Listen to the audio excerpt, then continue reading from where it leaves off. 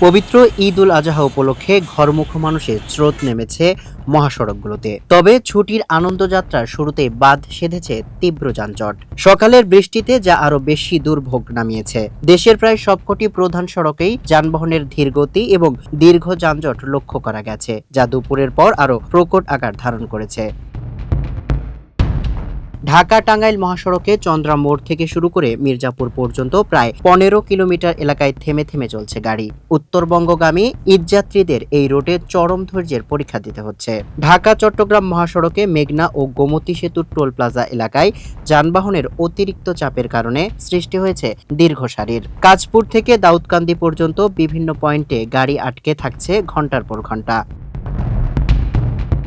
এদিকে ঢাকা ময়মনসিংহ সড়কে গাজীপুর চৌরাস্তা এবং ভোগড়া বাইপাস এলাকার রাস্তা উন্নয়ন কাজের ধীরগতি এবং অতিরিক্ত গাড়ির কারণে তীব্র যানজটের সৃষ্টি হলেও গাজীপুর বাইপাসের পর থেকে মিলছে কিছুটা স্বস্তি।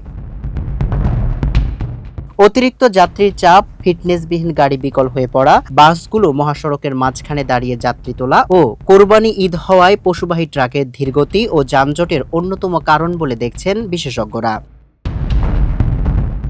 হাইওয়ে পুলিশ প্রশাসন জানিয়েছে, যানজট নিরসনে এবং ঘরমুখো মানুষের নিরাপত্তা নিশ্চিত করতে বিপুল সংখ্যক পুলিশ সদস্য মহাসড়কে 24 ঘন্টা দায়িত্ব পালন করছেন। উল্টো পথে গাড়ি চালানো এবং যত্রতত্র পার্কিংয়ের বিরুদ্ধে কঠোর ব্যবস্থা নেওয়া হচ্ছে।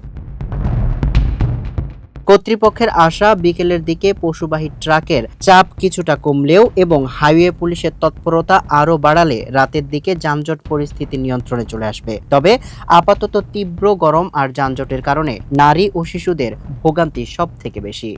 সামিউল ইসলাম, মানবকণ্ঠ।